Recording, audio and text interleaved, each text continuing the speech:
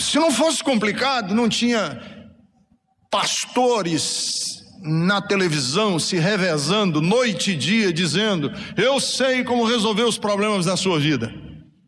Se fosse complicado, essa turma toda, inclusive eu, estava desempregado. Mais pessoas vão passar pela vida com sofreguidão do que com paz. Inclusive tem uma música popular brasileira que diz: tristeza não tem fim, felicidade sim. Por exemplo, Jean-Jacques Rousseau, grande filósofo francês, escreveu o Contrato Social. Jean-Jacques Rousseau teve 5 filhos, com um amante que ele tinha em Paris, e ele deu os 5 filhos para um orfanato. E teve a cara de pau de escrever um livro chamado Emílio, sobre educação de crianças. Eu conheço filhos de pastores, de atrizes. No dia em que o Michael Jackson, outro exemplo, morreu também uma atriz famosíssima que fez aquele filme As Panteras. Todo mundo sabe, hein? A ponta da língua. E foi dado permissão especial para o seu filho, que estava preso por drogas, para ir assistir o funeral da mãe. Viver não é fácil. É complicado. E você diz: quais são alguns dos problemas que nós temos para viver? São muitos. Viver não se reduz, não há mágica, não há segredo. Não existem 10 passos fáceis para vencer na vida. Não existe. Viver é complicadíssimo, é complexo.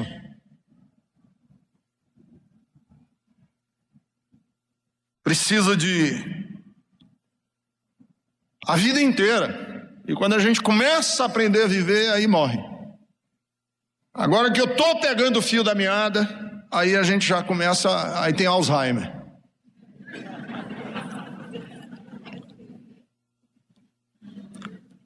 Mas eu podia hoje dizer o seguinte: existem quatro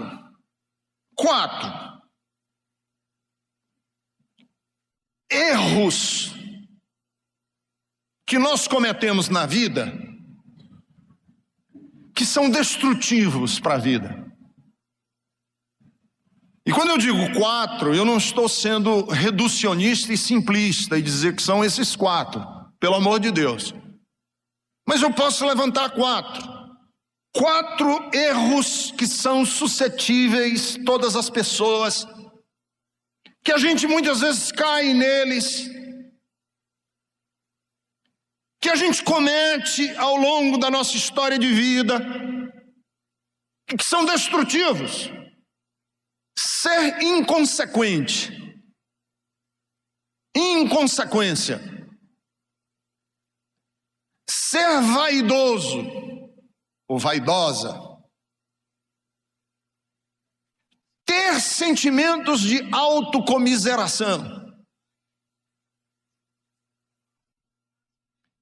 E não ter posicionamento na vida. 4. Vou repeti-los. Ser inconsequente. Ter vaidade. Abrigar sentimentos de autocomiseração. E não ter posicionamento na vida, não saber se posicionar.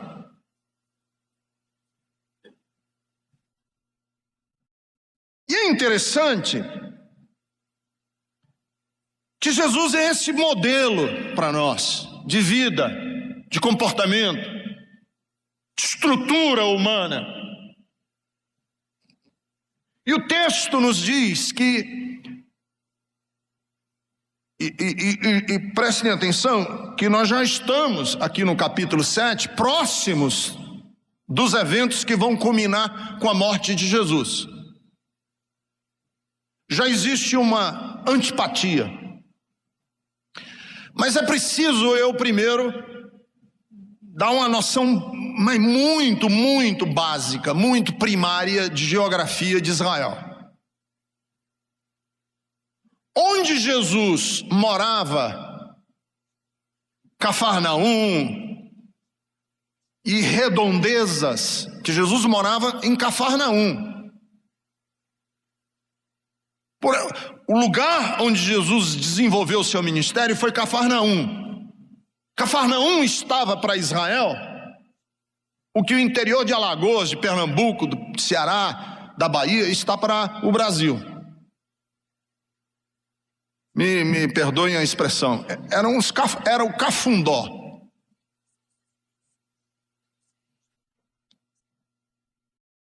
Então eu posso dizer o seguinte: Jesus estava nessa região lá de Cafarnaum, cuja área chamava-se Galileia. Galileia. Jerusalém, que era a sede, onde estava o templo, sede metropolitana, cidade grande, gente indo e vindo, sede do poder. Jerusalém estava numa região chamada Judeia. E Jesus só ia a Jerusalém poucas vezes. Ele foi poucas vezes. A Bíblia registra 3, no máximo 4 idas de Jesus a Jerusalém. Ele morava lá na Galiléia. Mas a fama dele, os desdobramentos do ministério de Jesus tinham chegado já na Judéia, em Jerusalém. E Jesus estava lá, ele estava lá naquela região. E os irmãos de Jesus, que a Bíblia nos diz quem eles eram. Jesus tinha irmãos. Um se chamava Tiago, outro se chamava Judas, outro se chamava Simão. Os irmãos de Jesus foram a ele e disseram assim: cara, desculpe, Jesus, desculpe, eles não te chamaram de cara. Mano, irmãozinho, ô mano, se você quer acontecer, sai do interior de Alagoas e vai para a sede onde as coisas estão acontecendo. Vai para Jerusalém, sai da Galiléia e vai para a Judéia. É lá que está o burburinho, é lá onde tem gente. É lá que é a sede do poder. Sai daqui, cara, isso aqui é um fim de mundo. Vai para onde acontece. E Jesus disse: eu não vou. O texto diz que ele disse que não ia. Vocês vão, porque estava acontecendo uma festa que se chamava Festa dos Tabernáculos, que eu vou explicar agora para vocês que festa era essa. Os judeus tinham muitas festas religiosas, muitas. A principal, vocês sabem qual era? Qual era? Da Páscoa. A principal festa dos judeus era a Páscoa, que celebrava a saída do povo do Egito pela libertação de Moisés. Mas havia outras festas. Uma das outras festas que havia era a festa do Pentecoste, que era logo depois da Páscoa. Pentecoste celebrava os primeiros frutos, as colheitas, a abundância de Deus sobre Israel. E havia a festa dos tabernáculos ou das cabanas. Por isso que eu vou explicar agora por que se chama de cabana. Porque em toda festa, e eu já estive em Israel na época da festa dos tabernáculos, os judeus construíam pequenas cabanas e saíam das suas casas e iam morar nessas cabanas, ou iam dormir nessas cabanas durante a festa, para eles se lembrarem do tempo que eles andaram peregrinos no deserto e viveram em cabanas. E eu já fui agora, uma dessas viagens a única que eu fiz a Israel. Eu cheguei lá na época da festa dos tabernáculos, ou das cabanas. E é interessante que judeus, por exemplo, que moram em edifícios, em prédios, como é que eles vão construir cabana? Constrói na área do lado de fora, no alpendre das casas, dos apartamentos. Então você vê, igual essas cabaninhas que menino faz para brincar em casa, sabe? Constrói aquilo ali e vão para lá, ainda hoje. Por isso é que se chama de cabanas, para eles lembrarem que viveram em cabanas, moraram em tendas. Inclusive, uma outra tradução poderia ser isso: a festa das tendas. Morar em tenda, morar numa cabana, numa barraca. Festa do camping. Tudo vale, é isso, esse é o sentido. Vamos celebrar a festa do camping, quer dizer, nós um dia vivemos em acampamento, e vamos nos lembrar dessas nossas origens. Pois houve essa festa, e os judeus todos iam em peregrinação para Jerusalém, e por isso que os irmãos disseram: se você quer acontecer, vai para Jerusalém nessa festa, porque está todo mundo indo para lá. Você fica aqui nesse fim de mundo, você não vai a lugar nenhum. E Jesus não permitiu que esses 4 perigos que todos correm na vida, os 4 perigos que todos correm na vida, lembram quais foram que eu falei? Ser inconsequente, ser vaidoso ou vaidosa, ter sentimento de autocomiseração e não ter posicionamento, estão claramente, nitidamente expostos aqui na vida de Jesus. Vamos ver o primeiro? Capítulo 7, você está com a sua Bíblia? Depois disso, Jesus percorreu a Galileia, mantendo-se deliberadamente longe da Judéia. Por quê? Porque ele não era inconsequente. Sabiam que queriam matá-lo. O que eu vou fazer lá? Ele sabia que a Judéia, a região de Jerusalém, era perigosa.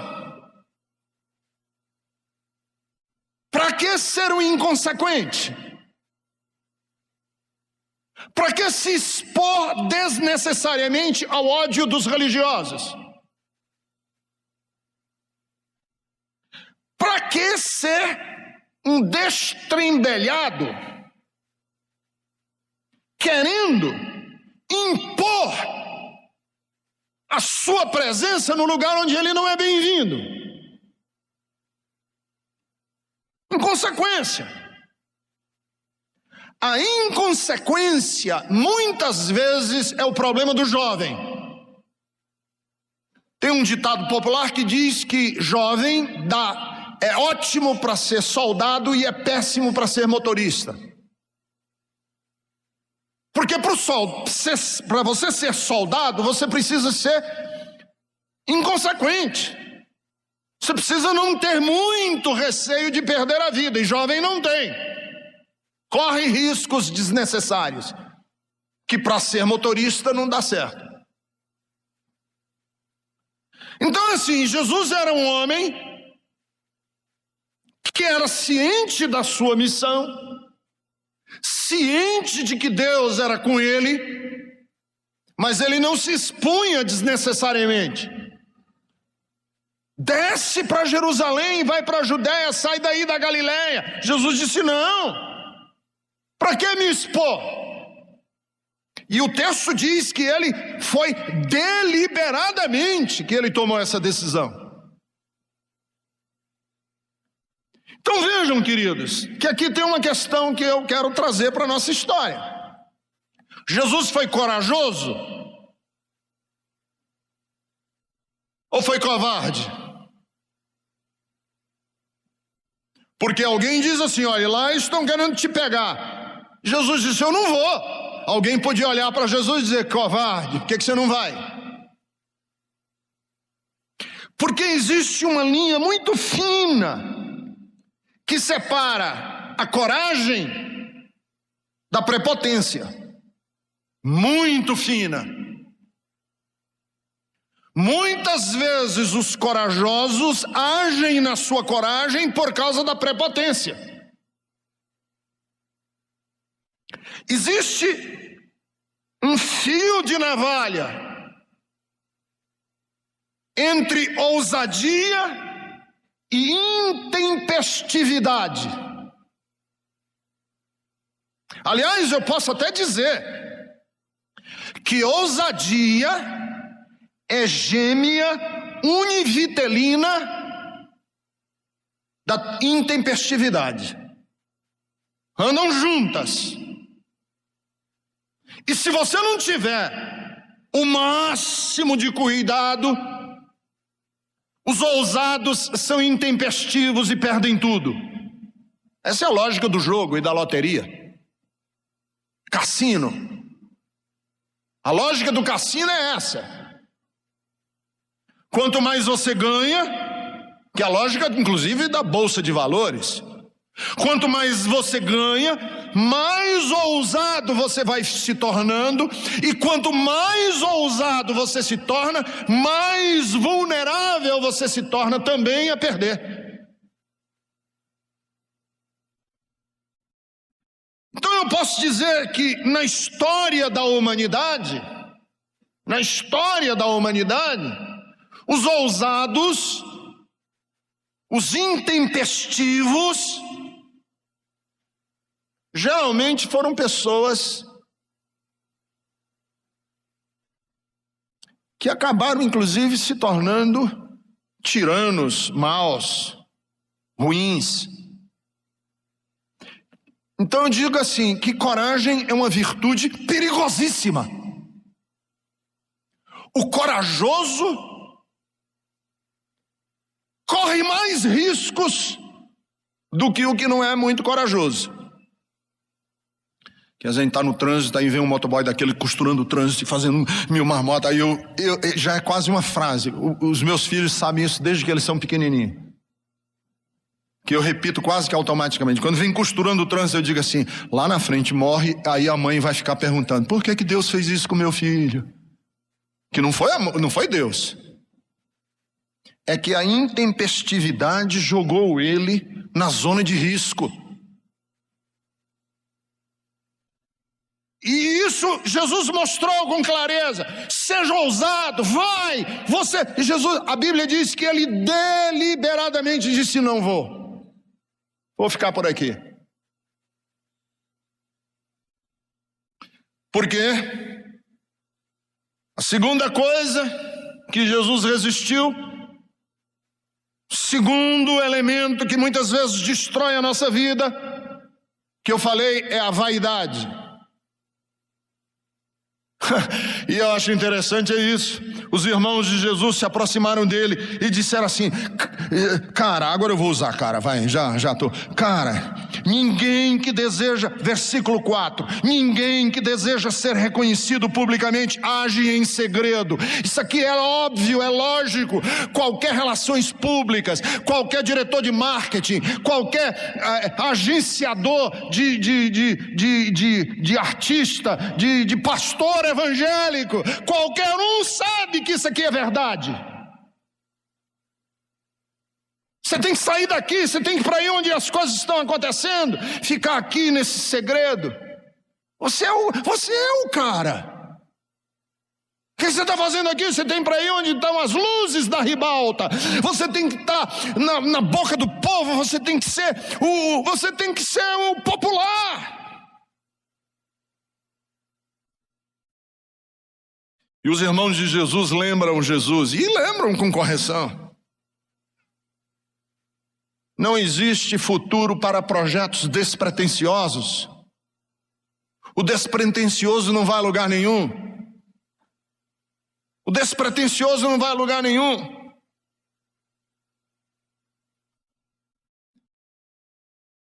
Em outras palavras, o que os irmãos estão dizendo para ele é o seguinte: assuma-se na grandeza que você é. Sai do anonimato. Vai para os lugares que vão tornar você notório. E Jesus podia mesmo ser um cara... Você sabia, se Jesus quisesse ser um cara vaidoso, besta, ele podia. Ou não?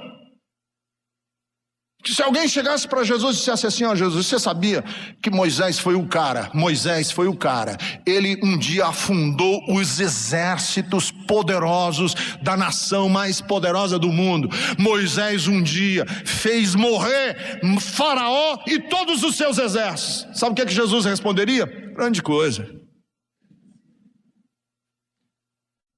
Semana passada eu fiz morrer, sabe o que? Os exércitos de Satanás, que caíram no despenhadeiro, uma legião de demônios. Grande coisa.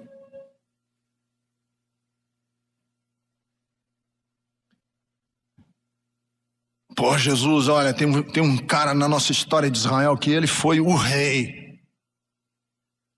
Davi, ele sim, aquele assim, agregou todas as nossas tribos, formou um reino próspero, deixou os cofres da nação panturrados de dinheiro para o filho dele, Salomão.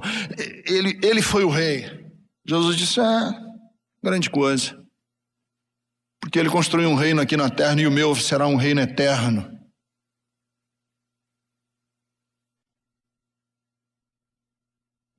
Jesus podia andar pela terra dizendo assim: qual de vocês aí, pobres mortais, já ouviu o céu se abrir, Deus gritar lá de cima e dizer assim: este é o meu filho amado em quem o meu coração está satisfeito, pois ele falou comigo.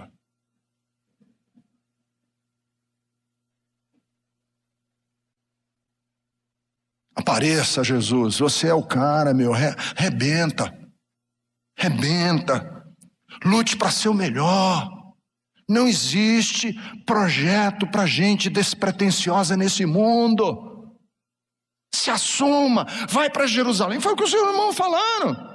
Você deve sair daqui para a Judéia, para que os seus discípulos possam ver as obras que você faz. Ninguém que deseja ser reconhecido publicamente age em segredo.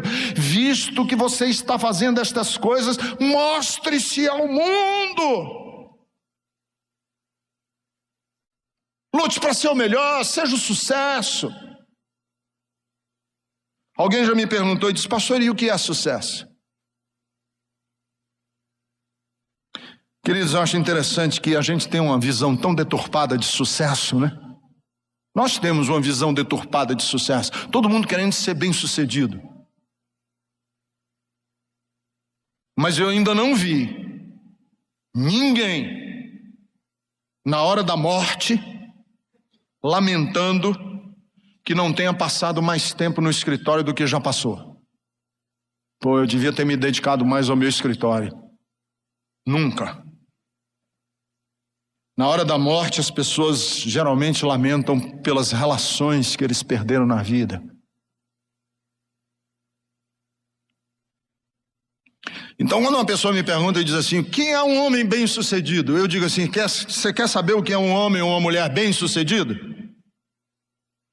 É uma pessoa com quem você não consegue almoçar sem que ele atenda pelo menos 6 vezes aquele maldito daquele celular. Cara, as pessoas mais bem-sucedidas que eu já conheci são um porre. Eu fui também para a igreja de um pastor bem-sucedido. Me pegou no aeroporto, falando no celular, fez assim, ó. Eu entrei, e ele falando no celular, e ele, bem sucedido, né? Eu, tá legal. Entramos no carro, desligou, e aí, Ricardo, chegou, tudo bem? Eu digo, tudo bem, cara. Pera, só um minuto. Cara, nós fomos do aeroporto à casa dele, e ele não teve 3 minutos para conversar comigo. Isso é bem-sucedido. Quer ver uma pessoa bem-sucedida na vida? Quando as oscilações da Bolsa de Tóquio, que acontecem às 11 horas da noite, porque vocês sabem, né, que Tóquio, 11 horas da noite no Brasil, é 11 horas da manhã lá. Não deixam ele dormir a noite inteira. Isso é um cara bem-sucedido. Você sabe o que é uma pessoa bem-sucedida? É quando você se compara com um amigo da sua infância, que não ganhou tanto dinheiro quanto você, e você olha para ele e diz assim, coitado, tinha tanta esperança nesse cara.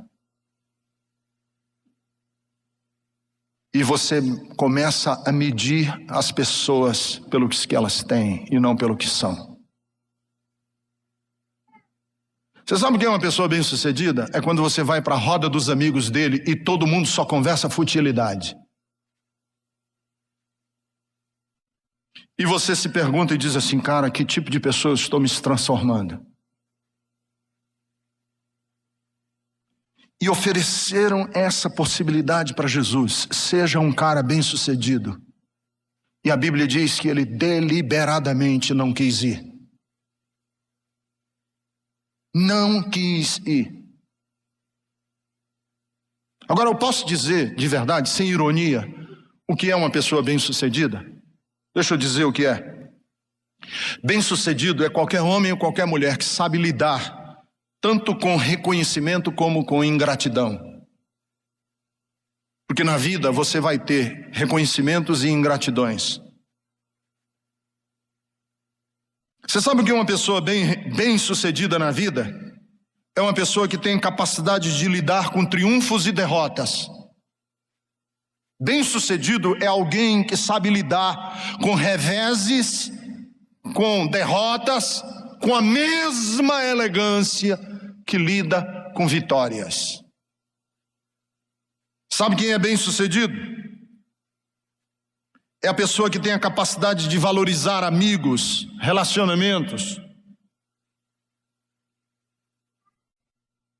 que sabe ser leal, que tem bons motivos para ser leal aos seus amigos. Quem é bem-sucedido na vida é aquela pessoa que tem a capacidade de conviver com barulhos e com silêncios. E muito da nossa vida se dá na tranquilidade do dia a dia, nos espaços despretensiosos. Quando nada de excepcional nos acontece, quando não temos nada de magnífico ou de fantástico, que a única coisa que pode se dizer é que ele andou pela Galileia por um tempo. Fazendo o quê? Ninguém sabe. Não é importante. Quem é bem-sucedido na vida? Deixa eu dizer por último. Quem tem a capacidade de lidar com o imprevisto. Bem-sucedido não é quem ganha dinheiro, é quem sabe lidar com os imprevistos da vida. Porque nós sabemos lidar com as coisas previsíveis. Porque até a própria palavra, está embutido na palavra, uma coisa previsível é uma coisa para a qual você tem que se preparar, porque é previsível. A própria palavra indica, você previu, se antecipou. Agora o que é o imprevisto? O imprevisto é aquilo que chega na nossa vida que a gente não tinha a menor ideia que ia chegar, que nós nunca nos preparamos para aquilo. E como é que eu lido com isso? São os imprevistos da vida.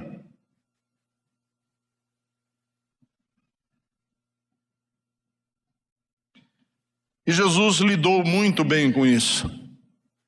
Ele foi um homem muito bem-sucedido, porque ele não deixou que os conceitos de sucesso do mundo chegassem nele. Ele tinha outros. Terceiro, eu falei que eu ia dar 4, né? Eu já dei o primeiro, que foi inconsequência. intempestividade. Segundo, vaidade. Jesus não foi vaidoso, não se deixou contaminar pelas noções de sucesso que o mundo queria colocar em cima dele. Terceiro, Jesus não permitiu que as suas relações conflituosas o deixassem com sentimentos de autocomiseração. As suas relações conflituosas o deixassem com sentimento de autocomiseração. As relações de Jesus eram conflituosas, os irmãos não criam nele. E o versículo 7 fica claro, o mundo o odiava. Quer dizer, se por um lado ele é tentado à vaidade, por outro, ele é tentado à autocomiseração. Que são dois lados de uma mesma moeda. E Jesus disse, o mundo não pode odiá-los, mas a mim odeia. Vocês imaginam o que é uma pessoa dizer isso? O mundo me odeia?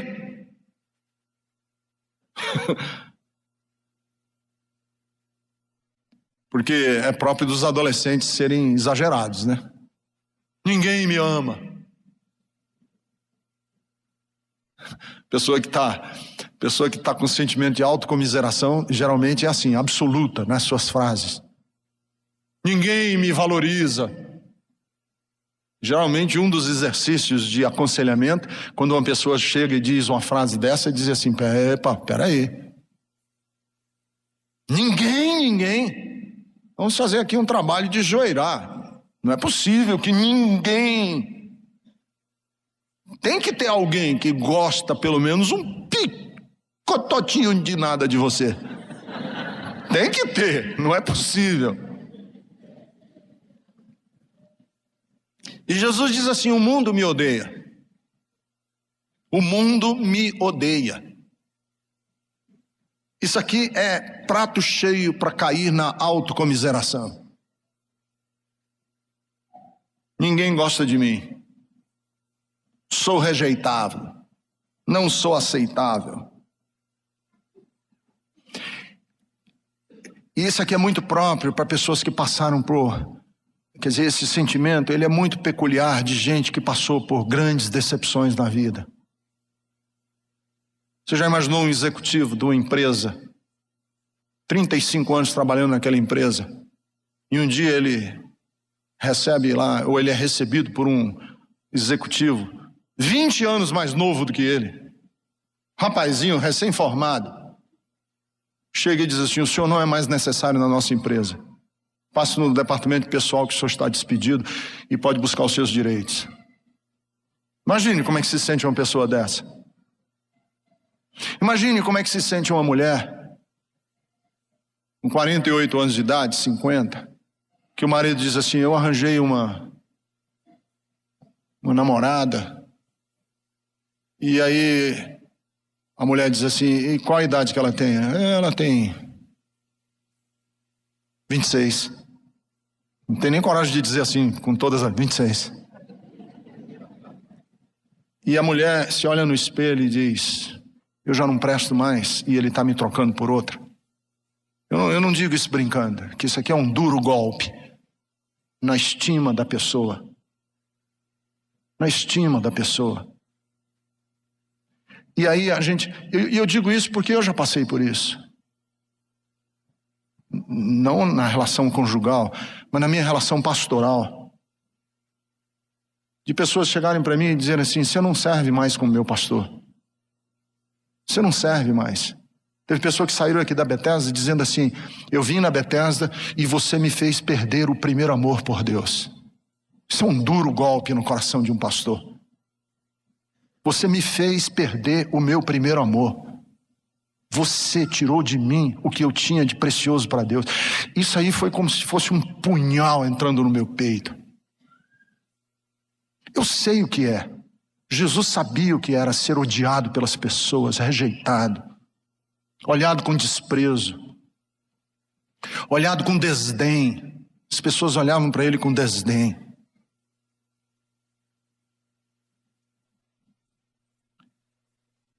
E eu estou dando exemplos, mas tem pessoas, queridos, negros, que foram motivo de chacota, de apelidos perniciosos e de piadas de mau gosto. Pessoas negras que ouviram piadas racistas a vida inteira.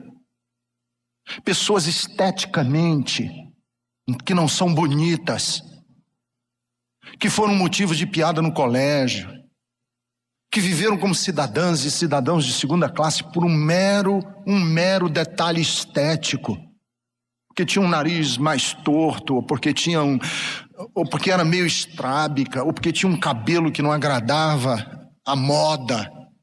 Isso é um duro golpe na estima das pessoas.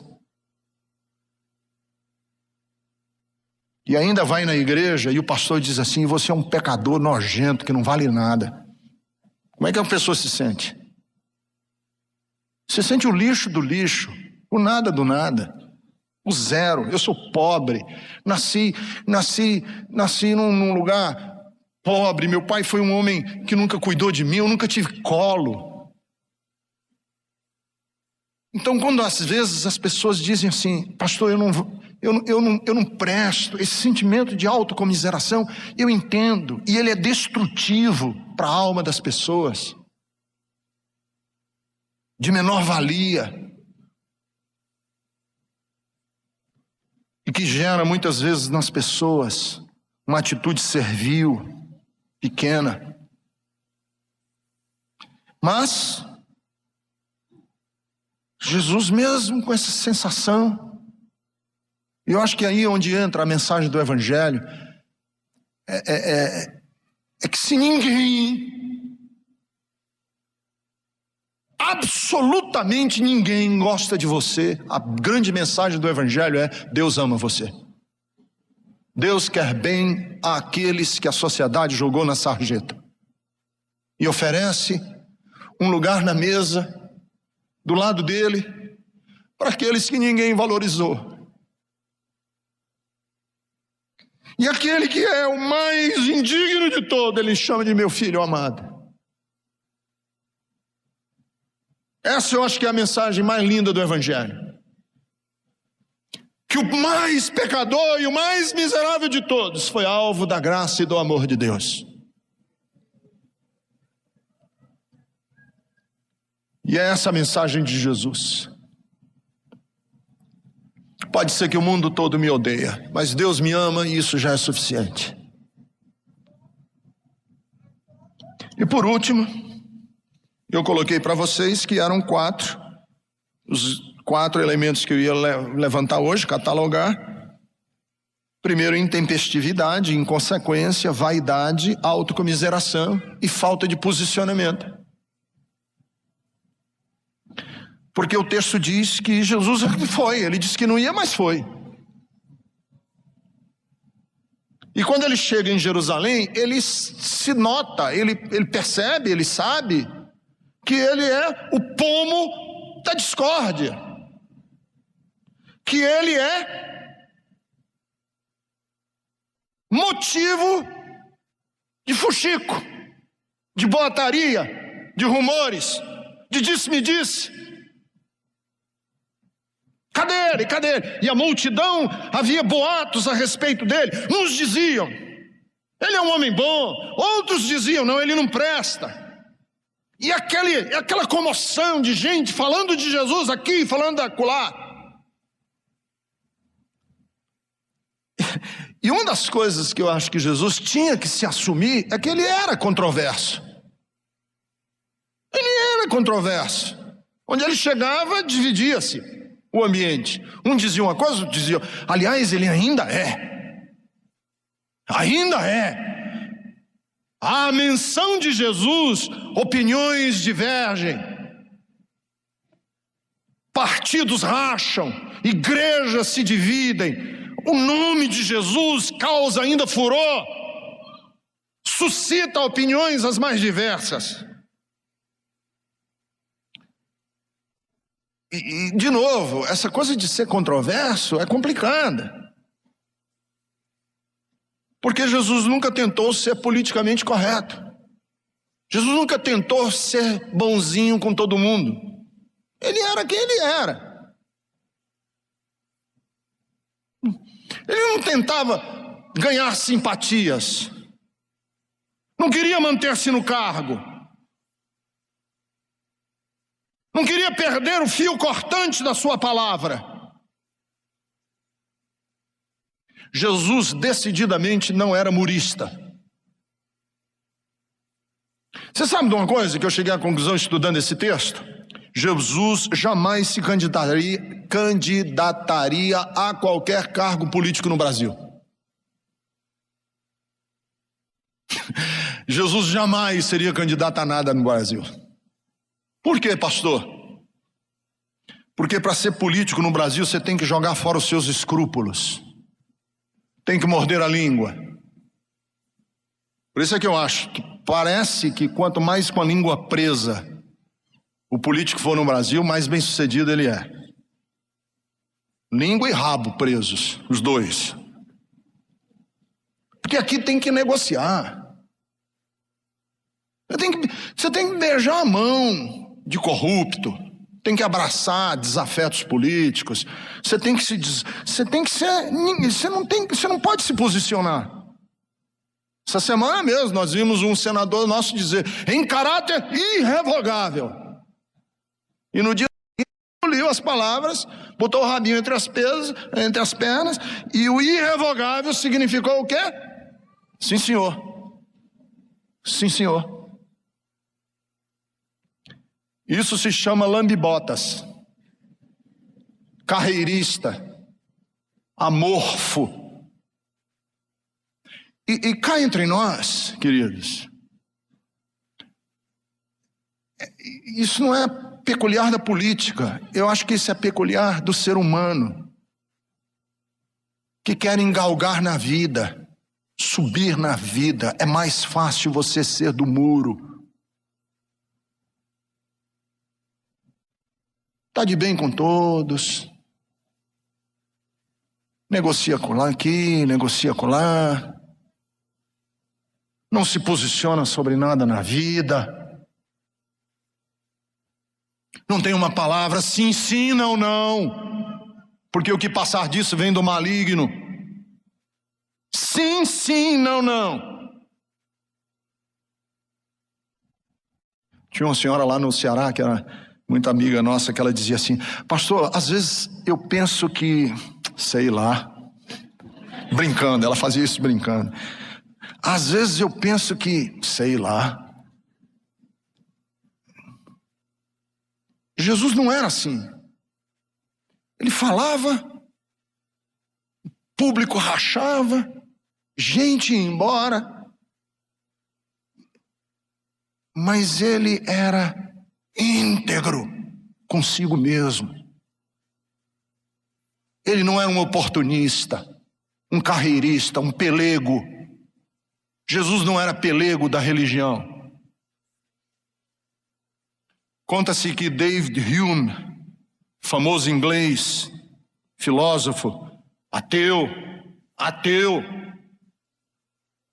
caminhava um dia, dizem que isso é uma história verídica, que David Hume ia por uma das ruas de Londres, caminhando apressado, e alguém aproximou-se de David Hume e disse, aonde você vai? Ele disse, eu vou ouvir hoje o pregador George Whitefield, grande pregador metodista, que empolgou o mundo nos seus dias. Onde você vai? Vou ouvir George Whitefield. E a pessoa retrucou, mas você não crê em nada do que ele prega. E David Hume teria respondido, mas ele crê. Em outras palavras, eu não creio, mas ele crê. E é empolgante ouvir alguém que prega o que crê. O que crê, não é um cínico. Vou ouvi-lo porque ele prega o que crê. E quando Jesus terminava de pregar, as multidões ficavam absortas, olhando para ele e dizendo assim, este não é semelhante aos judeus, aos escribas, fariseus, ele prega com autoridade. Por que ele prega com autoridade? Porque ele se assume naquilo que crê.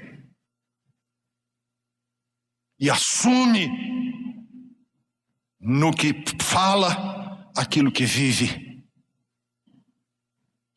Eu acho que um dos grandes problemas nossos hoje é que quando a gente ouve os cristãos modernos falarem, nós ficamos com uma pontinha de dúvida se eles realmente creem naquilo que eles dizem e se eles vivem ou procuram viver aquilo que eles afirmam crer. Deus nos ajude. 4 coisas na nossa vida que nos destroem se nós não tomarmos cuidado: inconsequência, intempestividade, arrogância, vaidade, autocomiseração e falta de posicionamento, de determinação naquilo que a gente diz e afirma a respeito de nós mesmos e da fé.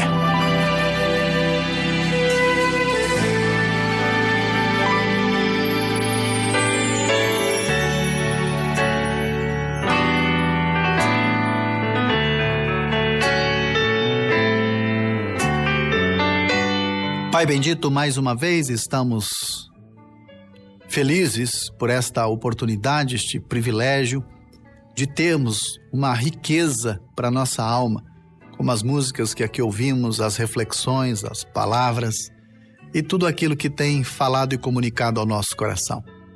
Que cada pessoa, cada vida, cada um, Senhor, que onde estiver, possa ser envolvido por essa graça, por esse Espírito, o Espírito de Cristo, possa ter a sua vida transformada, mudada e envolvida nessa graça maravilhosa. E assim nós oramos a Ti, em nome de Jesus. Amém.